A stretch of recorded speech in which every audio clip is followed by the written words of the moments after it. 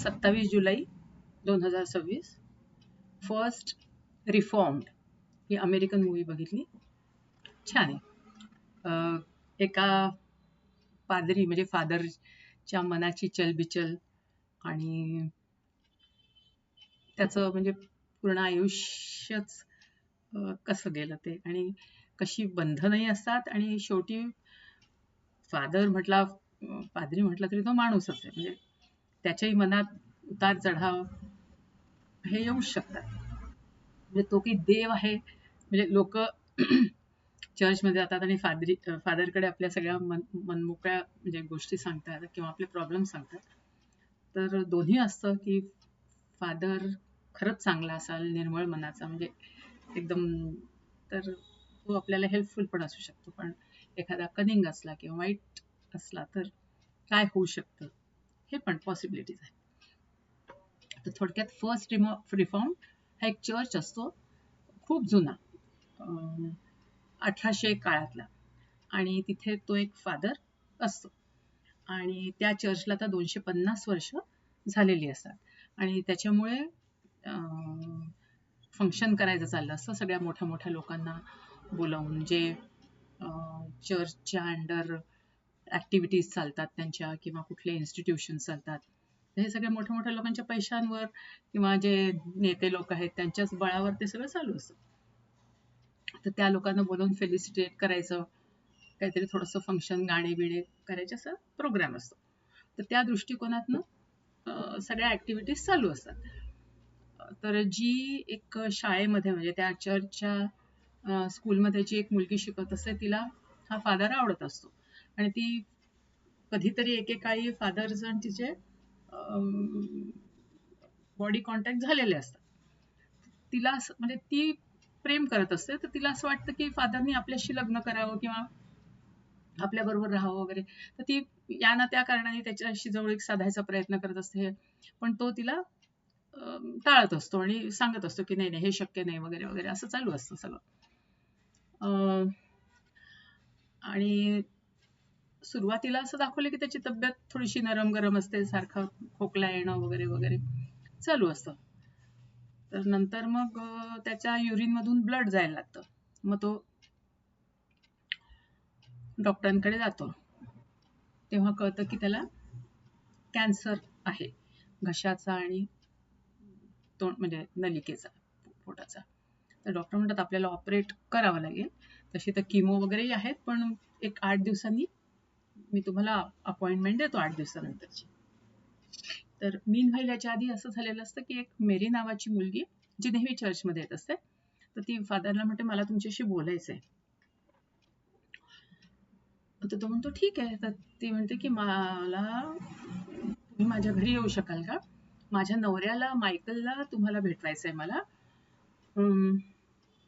तो थोडासा विचित्रासारखाच वागतो, खूप पर्यावरणवादी आहे आणि तो म्हणतो, आणि मी 5 महिन्याची प्रेग्नंट आहे, पण तो म्हणतो की या अशा जगात आपल्या बेबीला का आणायचं, म्हणजे तो म्हणतो की अबॉर्शन करून टाकूया वगैरे वगैरे असं.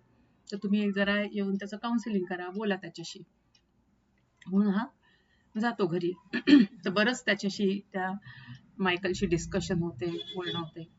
तर तो सगळं तसं एका दृष्टिकोनातनं बरोबरच बोलत असतो. तो म्हणतो आज 2017 चाललंय आणि मागेच सायंटिस्ट लोकांनी आपल्याला अलर्ट केलेलं आहे, पण कोणीच लक्ष देत नाही आणि 2050 साली तापमान 2 ते 3 डिग्रीनी वाढून सगळं मेल्ट होईल किंवा असं होईल तसं होईल. म्हणजे थोडक्यात जगात हाहाकार होईल आणि अशा जगात आपल्या मुलीला किंवा मुलाला आणून काय करायचं, आणखीन त्रास त्यांना करायला.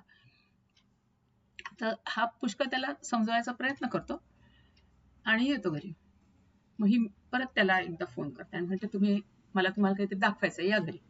मग ती त्याला तळघरात घेऊन जाते, मेरी त्यांच्या घरातल्या. तर तिथे त्यांनी तिच्या नवऱ्याने एक जॅकेट बनवलेलं असतं, जे बॉम्बार्डिंग म्हणजे जे लोक काय म्हणायचं, ते जॅकेट घालून बॉम्ब त्याला लावलेले असतात आणि स्वतः शहीद होतात. तर ती म्हणते मला काही कळतच नाही की ह्याच्या मनात काय चाललेलं आहे वगैरे, तर तुम्ही बोलाल का परत. तर मग हा परत एकदा त्याला फोन करतो की आपण भेटूया कुठे. तर तो तिचा नवरा मायकल म्हणतो ठीक आहे, पण मग तोच त्याला म्हणतो परत फोन करून की भेटूया आपण, पण आपण जागा घरी नको, मी तुम्हाला कळवतो कोणती जागा. आणि मग तो नंतर त्याला मेसेज करतो की अशा अशा जागी या. फादर तिथे जातो. तर हा बर्फामध्ये मेलेला, म्हणजे स्वतःच्याच गननी स्वतःचं डोकं फोडून घेतलेलं असतं, गोळी मारून घेतलेली असते. फादर एकदम शॉक होतो. पोलिसांना कळवतो, पोलीस वगैरे घेऊन जातात. काय शेवटी नेहमीची इन्क्वायरी हे ते होऊन सगळ्या गोष्टी होतात.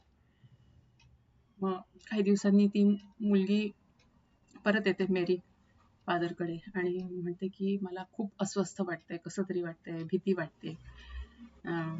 मायकल आणि मी एक एक्सरसाइज करायचो. मायकल जमिनीवर झोपायचा, मी त्याच्या अंगावर झोपायची आणि आम्ही एकमेकांचे हात असे हातात घेऊन डोळ्याला डोळे, नजरेला नजर भिडवून खूप वेळ पडून राहायचो. त्यांनी खूप शांती मिळायची वगैरे. तर फादर म्हणतो तुला असं वाटतं का मी असं करावं का? मग ती हो म्हणते. मग दोघंही तसे करतात. तर दोघांनी अशी एक वेगळीच अनुभूती होते, पण त्याच्यातनं त्या दोघांचा बॉडी कॉन्टॅक्ट होतो, जवळीक निर्माण होते आणि फादरलाही तिच्याबद्दल काहीतरी असं वाटायला लागतं. नंतर या लोकांच्या त्या फंक्शन बद्दल मीटिंग्स वगैरे नाही. नंतर मग ती आता हा मायकल गेल्यामुळे ती एकटीच राहिलेली असते मेरी घरात. तर तिची बहीण तिला बोलवते तिकडे. ती म्हणते आता तू एकटं राहू नको, निदान डिलिव्हरी पर्यंत तरी तू माझ्याकडे येऊन राहा. मग ती सगळं वाइंड अप करून जायच्या तयारीत असते. फादर तिला भरपूर मदत करतात आणि मग ती म्हणते की जेव्हा फंक्शन असेल तेव्हा मी येईन. तर तो म्हणतो नाही, तू यायची काही गरज नाहीये. आणि मग ती जाते.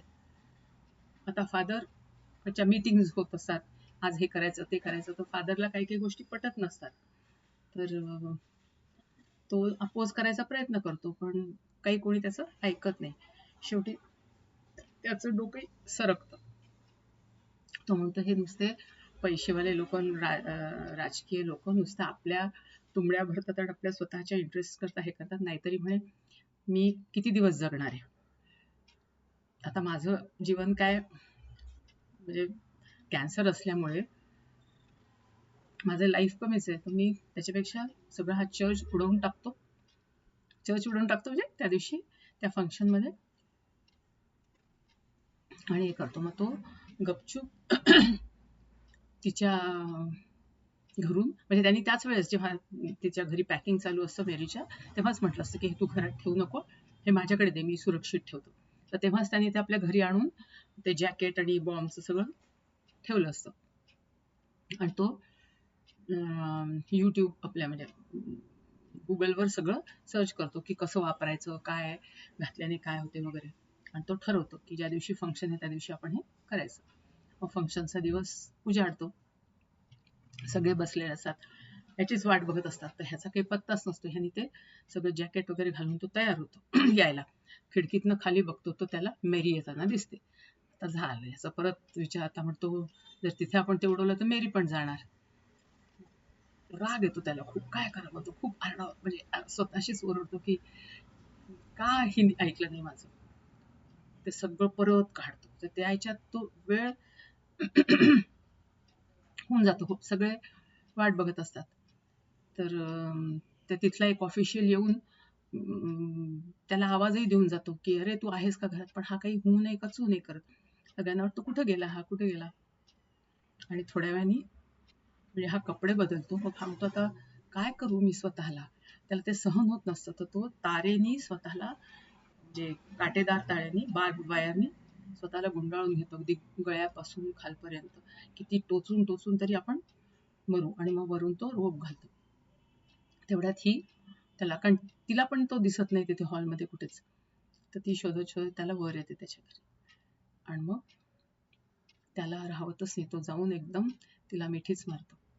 ती पण त्याला मिठी मारते. दोघे एकमेकांना किस करतात आणि किस करतात आणि किस करतात आणि खाली फंक्शन चालू असतं. तिथेच एंड केलेलं आहे. म्हणजे थोडक्यात त्याला मरायच्या आधी ज्या ज्या गोष्टी पाहिजे असतात त्या मिळतात. कारण तो नंतर आधी पण पार्टीज वगैरे, आधी तो खूप म्हणजे असं हलकं फुलकं जेवत असतो फादर, किंवा त्याला ते त्रास होत असतो म्हणून. मग तेव्हा तो त्या लोकांच्या मीटिंग बरोबर तो सगळं खातो वाटेल तो म्हणतो सगळेजण सगळे एन्जॉय करतात आम्हीच का नाही. मग म्हणजे ती त्याची मग सायकॉलॉजी होते. तेव्हा तो सगळं खातो, तिला किस करतो, तिला मिठी मारतो आणि तिथेच एंड केलेलं आहे.